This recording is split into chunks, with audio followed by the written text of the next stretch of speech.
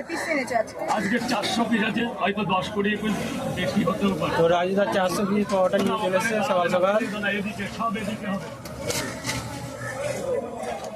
একটু দাঁড়া যাবে, 2 মিনিট দাঁড়া যাবে। 3, 2, 5, 5 আর 1, 2, 3, 1, 2, 3, 4, 5, 6, 7, 8, 9, 10, 11, 12। দাদা এদিকে আসো, তুমি এক্ষুনি পেয়ে যাবে। আর ওখানে দাঁড়ালে দাঁড়াতেই হবে।